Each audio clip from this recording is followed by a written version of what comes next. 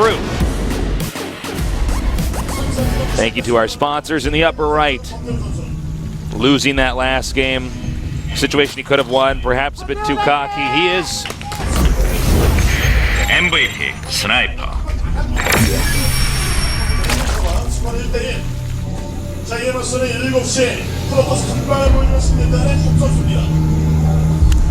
And in the bottom left, we've got our Protoss player bringing it to the rubber match between these two. He is 이지 헉 레이드콜.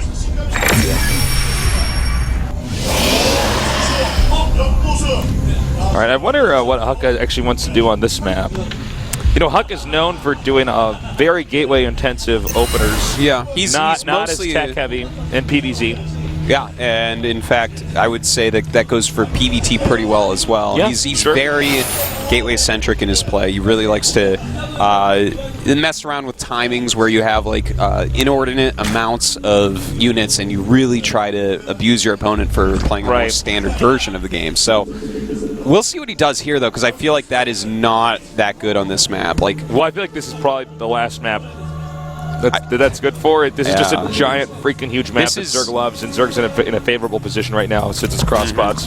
Yeah, exactly. And I mean, even the Immortal push in cross spots like this, you have nothing to hug. You have to go through the center, or it's too slow, which makes the Immortal push even not all that good. And when you're in a situation where not even the Immortal push is very good, you kind of have to go 3 bases. And you know, while Huck can play 3 bases, it's not his strength, and he's playing against the defending champion, so it is going to be tough. But I'm sure he has a plan for it, because he had to think that Sniper would choose this or Daybreak.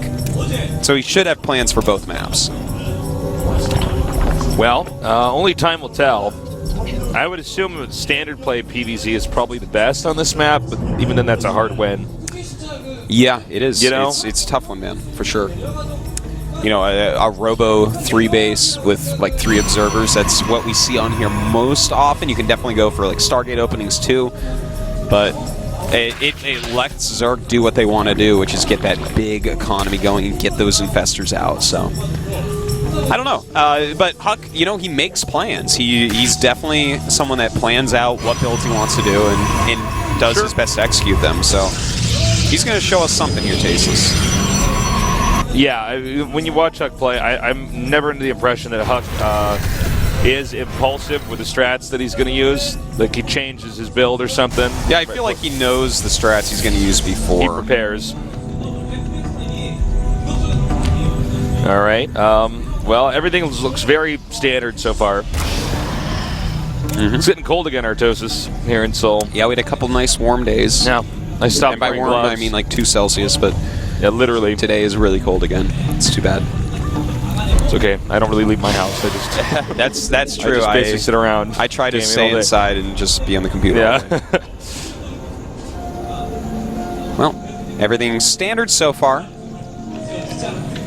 Huck just going for Stalker first, and that's going to be able to clear any Overlords and hide his tech pretty well. That pylon could be for Robo, Twilight, or Stargate. It's hard to say so far. It doesn't look like it's going to be a Twilight. And in fact, he's getting a second Stalker, so I'm going to guess a Stargate. We will see in a moment. I'm guessing Stargate. Ah, and he gets the +1. Okay, so not going to be Stargate, probably going to be Robo 3 base, most likely. Of course, it could be a Twilight now that he's actually started that +1.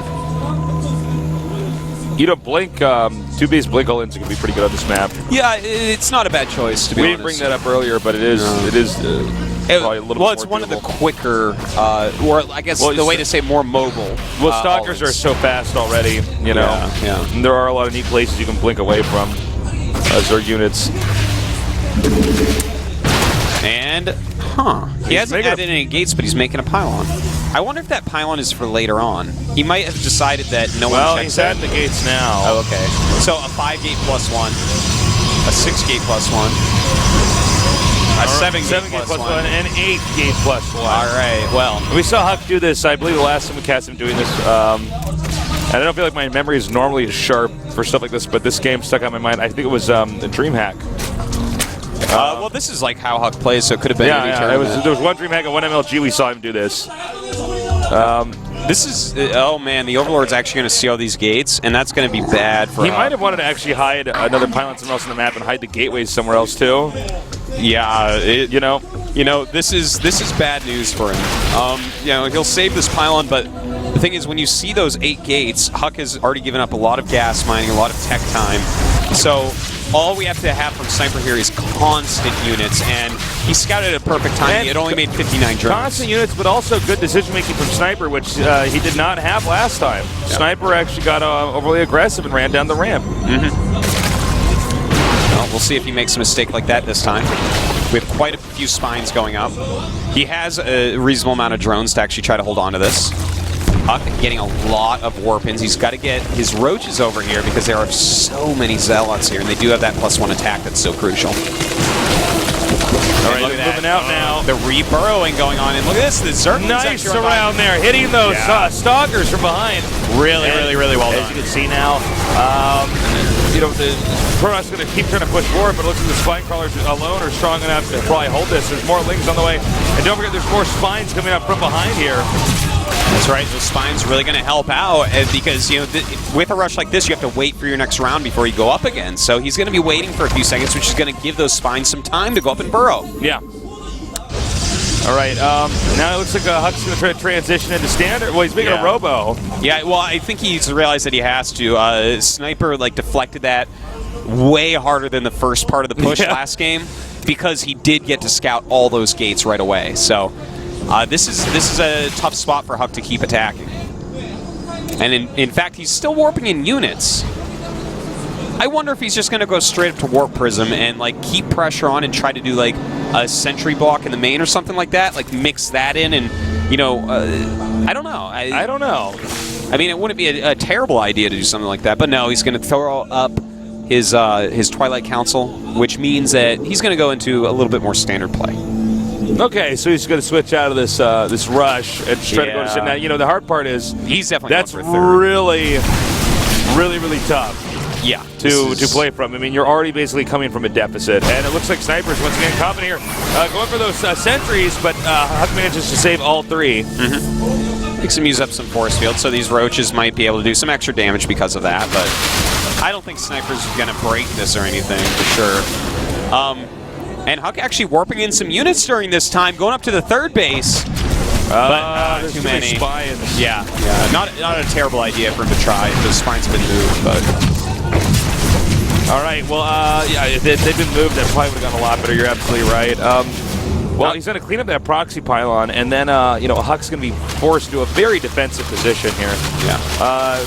Probably very hard to get a 3rd base alone, and you can see map control now goes entirely to Sniper. Yeah, map control, his creep spread's starting to look good. He's getting 1-1 for roaches as well as speed and an infestation pit. So the next time Huck moves out, Sniper is going to be 180 supply with infestors, so that Huck, you know, Huck has to take a 3rd. If he tries to actually go for another attack, there is just no way. That's what it's StarCraft's a game of math and not a game of strategy. He'll be overrun, between fungal growths and just the huge amount of units with decent upgrades.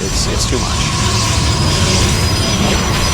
All right, this Overseer surveying the situation, and that's that. I mean, Overseer's taken out. He's continuously making immortals, which tells me that he's actually going to go for an attack. I don't think he's going to try to get a 3rd here. You think he is?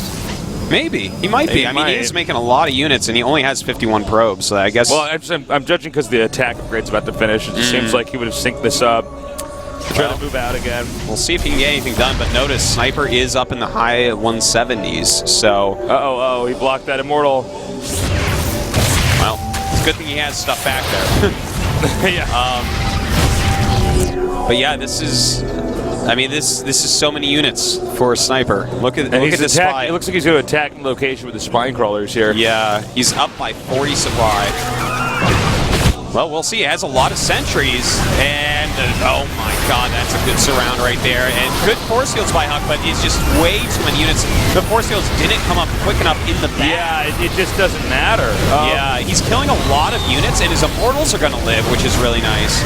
But 14 more roaches are about to pop out, and he does have these spines to fall back on. He needs to reinforce with that immortal and everything else. Is back with it. He has burrow, and there's no observer, Tasteless. Yep. And that's it. He's like just spamming Burrow right now. Yeah, this is basically it. I mean, Huck still has a little bit of a chance because Sniper's throwing a lot of units away, but yeah, he's there's doing the so Burrow many roaches dance. and lings being made right now. And Huck turns around. I mean, but he lost so many immortals, so many sentries. He's still on 2 base. You know, Huck is actually going to run out of minerals in his main very shortly here, whereas Sniper has taken a 4th, even though there's not drones there yet. You can see right now Sniper just denied the 3rd too, taking out the immortals. If he wants, we could take out that zealot.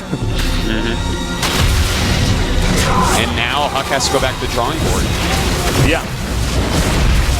And the problem for instance, for Huck in this situation is this is almost an unwinnable scenario. Oh, That's really good though. Gonna A go for move this like hat that. tree. Those are the moves that give you hope. Uh-oh. And Sniper takes that hope away.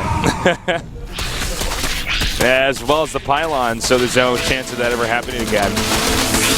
Yeah, now, this is why we don't see this strategy used more often from Huck. I'm talking about the starting strategy. Yeah, 8 gates are a little bit out of fashion, because if they get scouted like we saw this time, you're they dead. see it, or even if they stop it with good control, you're dead. Yeah, You are so behind in your tech. I mean, you can see Blink is only just now being upgraded. We're 60 minutes, 30 seconds into the game. Well, he's a Sniper right now, just luring Huck out. He wants to get a huge surface area on him if possible, and he's actually getting into the natural a little bit. And this is going to draw Huck down most likely. Yeah, he wants to engage right now. Yeah, he wants Huck to walk down this ramp because he doesn't have the force field count, he doesn't have the splash damage, and that's what he would need against this. All right, he's got investors in position here too. Huck's doing a good job holding so far. He's really holding his ground on both edges. That's going to make it a bit harder. All right, that's going to trigger everything here. Yeah, and Huck has to crush this attack. He wants to win this game. I don't know that that is possible, though. That is a lot of infested Terrans, and the wall is completely gone. There's also a streamline of Sniper's units headed towards this, and I think this might be almost over.